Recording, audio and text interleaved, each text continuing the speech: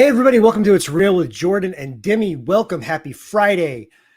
We've had 3 shows this week. It's been a huge week, and we are finishing up with a great band and a great singer. You know Our Lady Peace from songs like Clumsy and Somewhere Out There, and album after album. They're got a new single out with Pussy Riot, which is really cool, and we are pleased to have frontman of Our Lady Peace, Raine Maida. What's going on? Hey guys, happy to be here. How's it going? We love the chandelier, first of all. Love the LA hat. Yeah, it's I just woke up, so I'm happy. I'm happy you guys are liking everything. Well, we appreciate you. I guess you're out in LA, I'm assuming. So we appreciate you talking to us, and happy release day on the new single, first of all. Yeah, you know what? I'm kind of like nonchalant about release days on stuff, but this whole single, this album, I guess coming out of COVID, like everything feels much more elevated, and especially with the song, I think it's.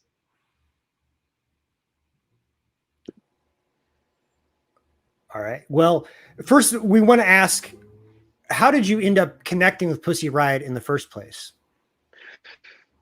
So Nadia, I've been involved in I have a side hustle in tech that I love, and so been building different products for the last 10 or 12 years. And one thing that I built, the partner of mine, about 5 years ago, was a live streaming app called Record Mob, which was really for like the counterculture, for creators and activists.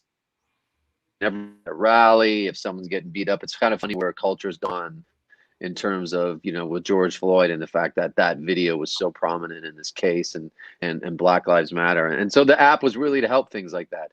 Long story is, when we launched that app at South by Southwest 4 years ago, we hired Nadia and Pussy Riot to DJ the launch, which was pretty cool. So I got a chance to meet her, obviously, because it was counterculture, activist based. She was a perfect person for it. And we just kind of kept in touch. And then this song has a bit of that, are we finally ready to stop making these people that don't deserve fame and kind of abuse it, take up all our bandwidth? So again, she was like the perfect person to be involved. She loved it and killed it. There's the cover of the new single. Looks great. And we didn't even mention "Stop Making Stupid People Famous" is the name of the song. And so this obviously is a departure for you. That's kind of the headline of this song, despite in addition to the subject matter, is that it's a dance rock song. You can dance this song. It's a 4 on the floor. There you go. That's what I'm. Yeah, there you go. Hallelujah. It's a dance rock song. That's what I'm calling dance it. rock song. If you haven't heard it, it's kind of reminiscent of maybe Scissor Sisters or Gang of Four. Those types of bands. So why the stylistic departure for this one? Well, we worked with Dave Siddick, who I'm like just enamored with. He's a brilliant producer. I'm a huge fan of his band, TV on the Radio, and he's just a mad genius. And so he got a hold of this demo that we did and just turned it into this beast of, as I'm going to call it from here on forward, a dance rock song. So, I think it was initially inspired like by the Talking Heads. We were definitely interested in exploring different rhythms on this album, and this was a great start. So when people finally hear the record, like the full album, they'll see that exploration. And Dave's a big part of that because he's such a programming rhythmic dude that he really helped take it to the next level. In working with Pussy Riot for this track, was it done remotely? How did you guys? Yeah, well, it was, unfortunately, just because when she recorded her parts, we were just locked down here in LA pretty hard. So that was a bummer. But we just, we shot a video. She's in the video. We got to hang those couple of days that we're doing the video. So that was fun. Good to catch up with her. And who knows? I mean, as we start doing shows, hopefully, she'll come hang and either, get on stage with us, and maybe she's got a band. Maybe we'll play together. Who knows? And this would be great on TV, like again in a talk show, live SNL type environment. This song would be sick. Definitely, I dig that. In addition to this single, you guys are also prepping. I'm sure it's already done. The Spiritual Machines too. What? First of all, why did you decide to kind of make a sequel to Spiritual Machines, which came out in 2000, I believe? What was that about? So Spiritual Machines was based off of Ray Kurzweil book, The Age of Spiritual Machines, which is all about, getting AI and getting close to singularity. And so we became friendly with Ray, who's like this crazy futurist. I think he works for Google now, but he legit invented the first keyboard. He started Singularity University in the Bay Area. Like this guy's a genius beyond genius. And so just becoming friendly with him, we got him to kind of make some predictions, pulled excerpts from his book, and he speaks on that record in between songs. And it just felt like 20 years later, it was time to kind of just go see what happened. When someone makes predictions, you're waiting to see if they come true. So it's funny, he's back on, we reached out to him again, he's back on Spiritual Machines 2, making some new predictions, but also kind of reflecting on the ones he did. And people get to hear it when they was not wrong about much. That dude is smart. He got, I won't say how much, but he was really close to getting everything right in terms of, all his predictions. And the other cool thing is that when you talk about this song and it's like this dance rock song, it's more upbeat. It's kind of almost anti-rock in terms of just the mood and the vibe. And Ray's predictions for the future, where we see them on TV and film, is like this dystopian scorched earth kind of thing. His are way more positive, which was great to hear and see and feel, just in terms of, all the stuff we're so concerned and worried about and pushing towards and trying to fix on this planet. And as a culture, Ray sees that stuff kind of not being as much of an issue 15, 20 years from now, which is cool. Interesting. There's an interview of you guys I found from 1994. Wow. God. And you just got signed. You guys look so 90s. It looks like a 90s movie, like you guys were styled that way. Everyone looked like we were extra. styled. That's the problem. We were styled. You guys don't like stylists. I know that. I feel like 1994, everyone wanted you to look like extra from Clueless was like the vibe, Exactly. Oh my God. Can you break down for us just how the band started just one last time? I'm pretty sure you guys. I haven't talked about it for a while. I'm happy to. I mean, we were just, Duncan and I went to high school together. We had a band there. Then when you graduate and you figure out, okay, are we going to college? I went back to Toronto. He went away to college, and I started, another band. And finally, when we got Duncan back in, it just felt like, okay, we started making some songs, and all of a sudden, we had a demo that I took to, it used to be called CMJ. I don't even think it exists anymore. It was like the College Music Journal. Like, this was kind of a cool pre-South by Southwest, just way for bands to be heard in New York City ran for, I think, 4 or 5 days. And it was just dope to be down there. And there was great energy and you're seeing all these great bands. And I was literally handing out CDs to anyone that would listen. And all of a sudden, literally a few weeks later, when I go back to Toronto, I was getting calls from Interscope out here in LA and Geffen and then Sony Music. And it's like, wow, I can't believe this actually worked. I handed out a CD and now people are calling. So we did some showcases in Toronto and we hadn't really done much. Literally, these were the first 3 songs that we'd recorded. And we ended up performing for all those labels. They flew in, and Sony kind of was coolest just in terms of, hey, we really like what you're doing. Why don't you just keep doing that? It wasn't some big deal. There's no bidding war. It's not a great story that way, but they just gave us the freedom. And so we made a record called Veed, and then it was still really slow, and they were cool with it. And thank God, they were they acted more even though it was Sony Music, they acted more like an indie, and just in terms of we get it. You guys are young. It's your first time. Just develop, get out there. And then, from there, it's kind of history, and things started to pick up, and then Clumsy kind of popped for us. But I really appreciate looking back on that time because we weren't thrown into the wolves. We were allowed to grow slowly over those first few years, which was cool. And how do you feel about Naveed if you listen to any of it today? How do you feel about the sound? I still love that record for the rawness of it. I remember I was such a dick back then. I was like, no keyboards, no piano. We're not, we're just doing drums, bass, and guitar. And I was just so adamant about not like putting these restrictions on. And I think it's a cool place to experiment with when you have those restrictions. Like, what can you do with just these things? And it definitely didn't last for the band because this record had tons of keyboards and piano. But I think it lives up. I think it has this great. It captured the mood of like a young band making their first record for sure. Oh, and I really like that era in general where anything could be a hit. You think about the mid to late 90s. You had like everything from, the swing revival and ska and on through, like kind of the post grunge. You guys were kind of in the same era as like Better Than Ezra and those kind of like, those bands. So really it was kind of wide open. So I bet that had to have been a nice freedom to have, that we can make any kind of rock music, and if the song's good, maybe it'll get on the radio. That's a fascinating point, because I when you talk about it like that on radio, I talk about it more like on the festivals that we were doing very early on. Like, we play a festival in Arizona, and I'm a huge Soul Coffee fan, and they'd be playing, and then Faith No More would play, and then like you said, like a ska band would play, then the Deftones would play. So it was like very much more open, and alternative music was definitely, the curbs were just so much wider. It was so cool.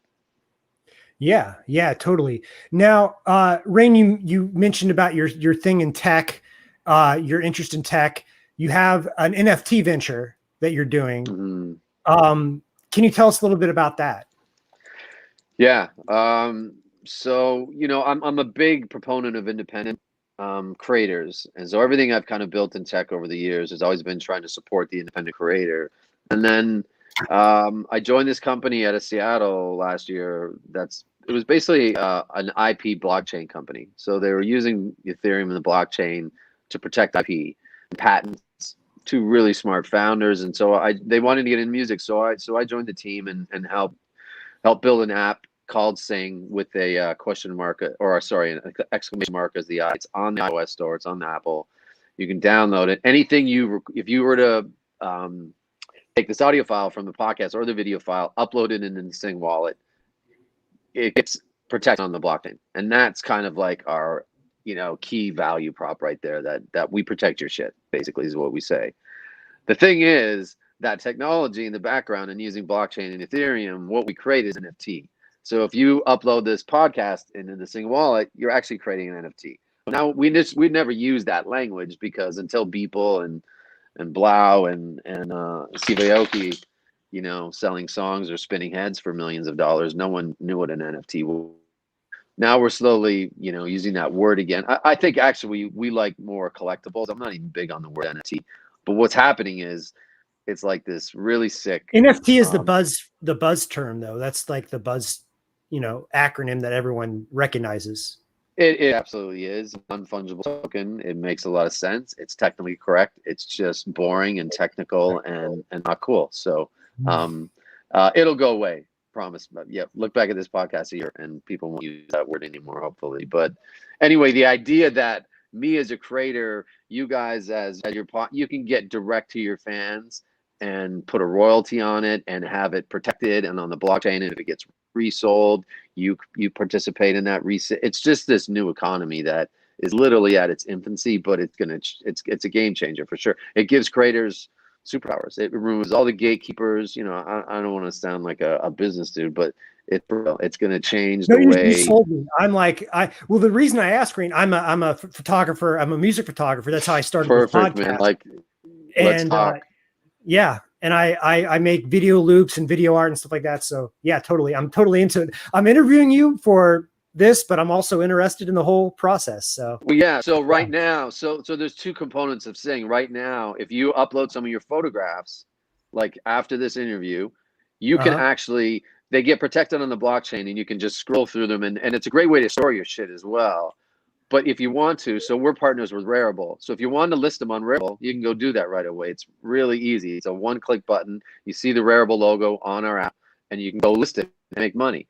We also have a market launching in a couple months that is going to have, you know, it's curated, it's going to feature, you know, incredible artists that are really deep in, or are really diving deep into the NFT space and creating some incredible art. So that's more of like this custom curated thing. But, you know, with Sing, you can kind of have either side, which is really cool. Do you partner with any other music industry and other band people? Because I know that's kind of a strength in numbers thing with this sort of venture.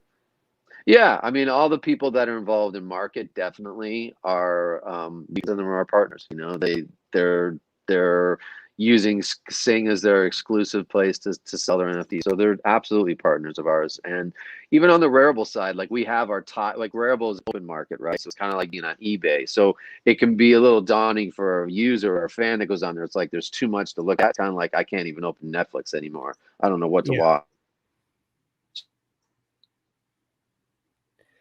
There Yeah. that says Sing. So Well, we'll give featured art, like we'll feature you, which is cool and gives you a look. that's great. And that's cool that you're demystifying the whole process. Cause to me, that's the issue, is like, it just is like daunting and confusing to me, the whole situation with the collectibles and NFTs. Anyway, Demi, sorry, Demi, for we went off into an NFT. I used it for my personal to get some personal information. I'm wondering, at what point does a rocker go into business, and what inspired that move? It's a jump. I'll tell you, man. Yeah. Sean Fanning, like legit reaching his hand in my pocket and taking my money, you know, with Napster. Oh, and man. And I was like, should I be angry about this? Or is tech like inevitable and I should learn about it? And I chose to learn about it. And I think tech has been incredible. Like I'm sitting in the studio at home, you know, I make records here every day. We do it digitally and it's simple. And I can take a track up into my bedroom before I'm falling asleep with headphones and edit it or rearrange. Like technology, I can make a track on a plane. Like the technology is amazing. It's the only thing that hasn't caught up is how do we find that fair value exchange for creators? Because, you know, streaming doesn't work for creators straight up. It just doesn't. Like we get paid nothing for streaming on Spotify or Apple. They're great platforms in terms of pushing our stuff out there, but that value exchange is a little whack. So, you know, now we're at a different stage, and this stuff kind of happens quickly when you just look at history. Like, you know, the iPhone's only 10 years old. You can get any song on your iPhone. That's dope. Now with NFTs, it's like, okay, now we're going to be able to find a way to get to those fans. Not that Apple goes away or Spotify goes away, but I can, you know, what OLP is doing with this new album as NFTs, the way we're rolling it out and planning these really cool things. I mean, even look at it on an art perspective. Like we've kind of come back to where like art is like a thumbnail on your phone. Does anybody really care about doing artwork anymore? Well, with NFTs, I'm totally jazzed about it again, and talking and collabing with tons of artists, because now we can offer like full artwork again, and that's expanded, moving and video. All those things are back in play, which is really cool. It's really cool. You've used your platform to go in that direction. One thing when I was going through, you know, all the things you've done across music and tech and everything, is the documentary "I'm Going to Break Your Heart" that you did a couple years ago, which was about you and your wife going through some stuff, and it was. Tell me about why you decided to make this such an intimate, personal documentary film, you know, and not only did you do it, but you did it, you know, over 20 years into your musical journey. Like why did you do it, and why did you choose that time to do it? Yeah, I mean, we've written for other people and produced songs for other people before. We've never written. Literally, like 4 years ago, one night we came in this room, and I don't know, it was like 2 a.m. I don't know how we ended up here together, but I started playing a chord progression, and we wrote this song called "I Love It When You Make Me Beg," and it just kind of like poured out of us in like 15 minutes. And so we looked at each other and like, wow, this is amazing. Maybe we should actually think about making an album together. And we never really talked about it before. So we decided that night, it's like, yeah, let's just keep it cool. We'll just do this like once or twice a week, and in a couple months we'll have an album. 2 years later, nothing. Like literally, we didn't write another song. So a friend of ours who's a filmmaker here in town basically said, "Look, I heard that song. I know how you guys interact. Like, just you gotta figure out a way to do this." And probably she knows from film, it's like you have to get away. If you stay in LA, you're never gonna get it done because there's just too many distractions with dogs and kids and your own careers and all that shit. So basically, she convinced us we went to this little island. That France owns, but it's actually off the coast of Canada. It's called St. Pierre, and we booked flights and a crew, and so we couldn't say no.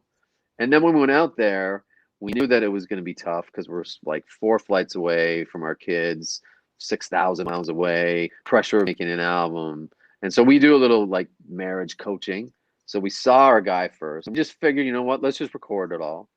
But at the end of the day, what it was when we came back, if we were just to show the songs, like, hey, we're in this little hotel room on this crazy island and it's winter and it's kind of like The Shining and we're trying to write music. If we were just to show the song, people would have been like, whoa, why is he saying this? Or why is there so much tension in this song? So you had to show the context before. So if we got in a fight before, Chantel was pissed at me or whatever was going on, you had to show that.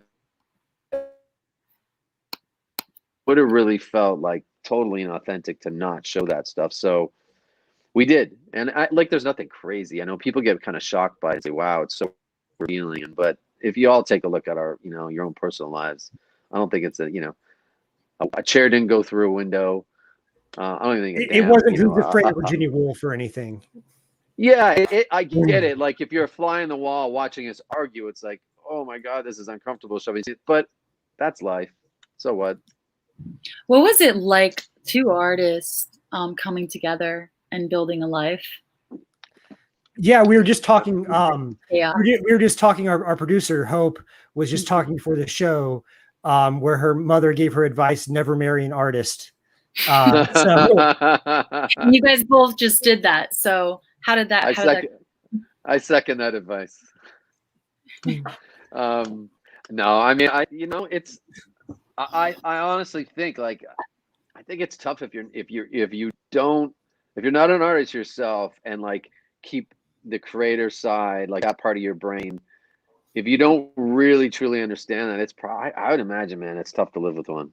I think Chantel and I have survived and like actually flourished. Like this record and everything we're doing now is like the best of our lives. But I think it's because we get it, and it's like what do they call it? Like when you have a shorthand with someone, if I get off the road after like we did, we toured with Bush and Live a couple summers ago, and it was long, man. It was like the longest time I got on the road for a while. It was like 4 or 5 months.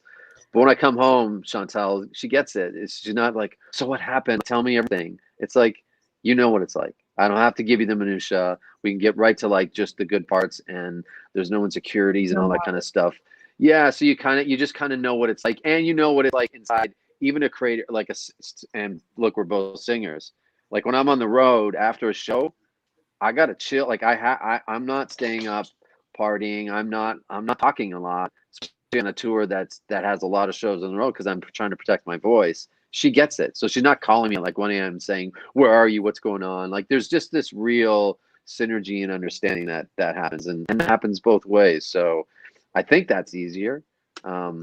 I think we're both crazy. That makes it a little tougher sometimes, but we manage. What are your plans or OLP's plans for the summer, for the rest of the summer? Mover Sun. So Chantal and I have a show here at Hotel Cafe August 5th, which I'm really excited about because we haven't played for so long. We actually did we went into Hotel Cafe, which is like this, this famous kind of, intimate club in Hollywood. We went there for Pace magazine and performed 3 songs in the venue without anyone there. And I was like, this is so crazy. This is weird, but still felt, okay, this would be incredible if you can imagine, this place being packed with fans. So anyway, that show is happening August 5th. So I can't wait to play that. And then, he's kind of easing into it in terms of touring, trying to see what's really open and what's happening. But I think by the fall, there'll be definitely Chantel and I are gonna go on the road, and OLP is planning stuff right now as well. So lots of live shows. I can't wait for this OLP record to come out. I think What's the people are release gonna date on be. the I don't. LLP? I think I don't have a date, but I think it's like end of September, right at the beginning of October, kind of thing. Well, that'll be a blast to hit the road on a real tour and have new songs to play. That'll be sick. Yeah, looking forward to that. Very excited. Coming from the rock sphere, with a rock band like you guys, there's a buzz about rock music coming back, right? There's people like you working with Pussy Riot, Travis Barker working with people like Machine Gun Kelly. How do you feel about rock making a comeback, or this possible, Yeah, I think it makes a comeback just in the sense of pulling, the really interesting parts of rock music over the last, 30 or 40 years, really.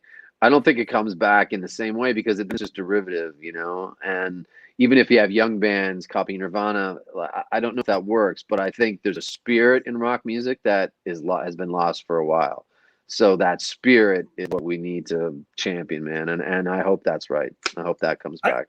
I will say that when I interact with younger people like in their early 20s, there's a love of guitar music that doesn't exist with people closer to 30. It's almost like they missed, if you're 24, you missed the boom of Nirvana and all the 90s stuff and Our Lady Peace and Bush and Live and the bands you just mentioned. And so there's this kind of almost like a craving because they feel like they missed out on that. I think that's my theory. Yeah, Jordan, spot on. Yeah. Sorry guys, just to say, like, just a parallel, like the way 80s music kind of came back with synthesizers and that stuff finding its way. I think it was brilliant, and it did. And yeah, there was some stuff that was derivative, but it just worked its way into music, and it's cool. Even bands like Arcade Fire, were able to grab things like that and put it into their newer albums, and I think it's brilliant. I think rock music will have the same thing, but again, to me, it's all about there's a spirit that was lost, and the spirit of all those great bands, Pearl Jams and Nirvana, and what they started and what they changed was just unprecedented in a way, so hopefully that comes back. Like, where is Rage? I know Rage is actually going on tour again, but like, where is Rage Against the Machine? Where is that passion and that? Yeah, where are you, so Rage? Yeah, we appreciate the Rage comeback for sure. All right, Raine, before we let you go, we have a little, like, one of those little rapid fire question games, and because LLP is a very famous Canadian band, it's going to be Canadian themed. So oh wow, I haven't been there for a long time. Yeah, so here we go.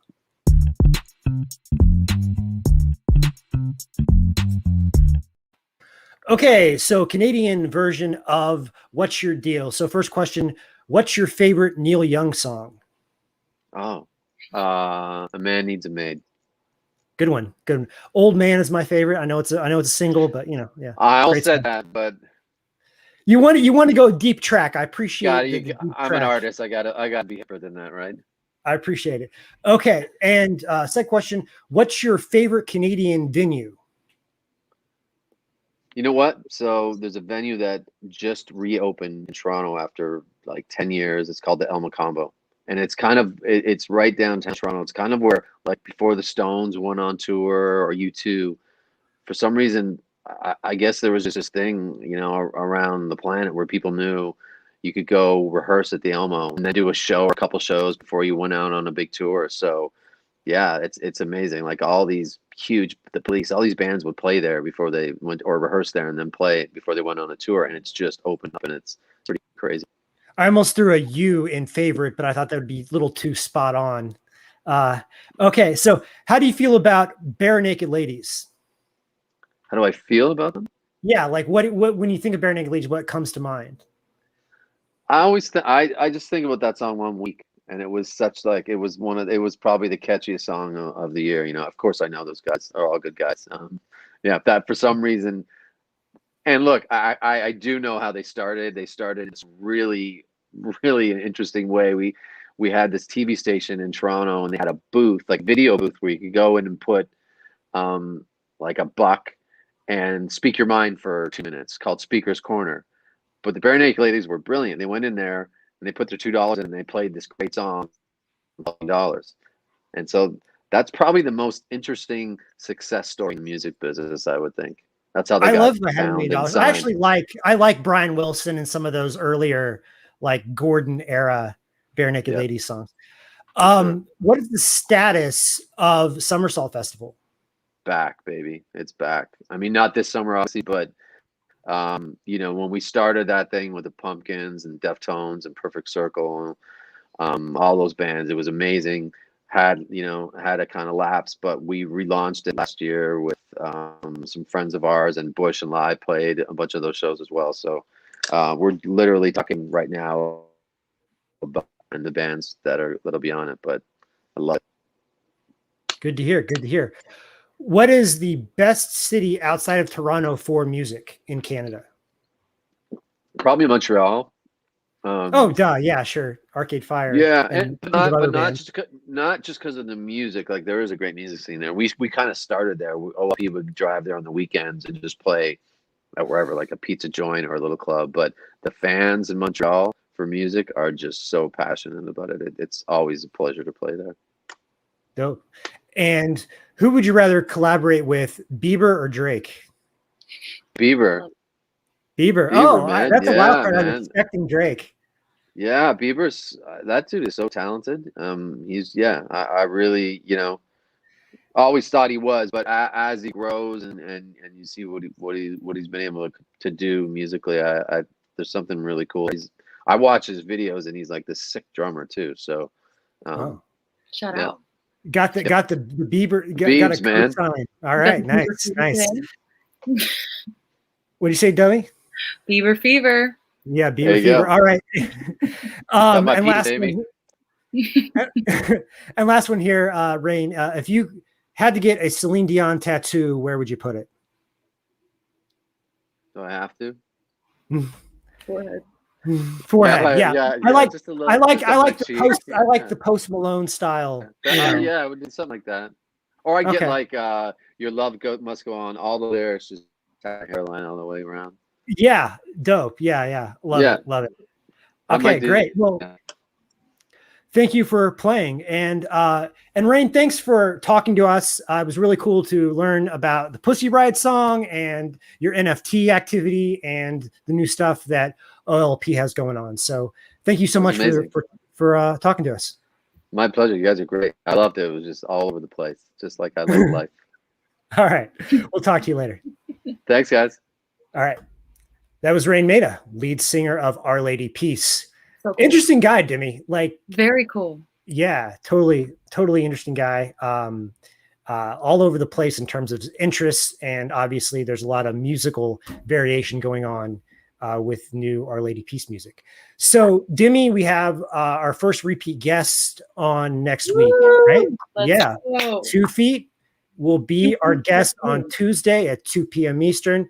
He's our first repeat guest, a dear friend of Demi's, and we will have a lot of fun with that one. So until Tuesday, you can see us, all our clips and shows on Spotify, on Facebook, YouTube, anywhere that you can get audio or visual clips. You can find Jordan and Demi content. So until Tuesday, we will see you later. Have a good weekend.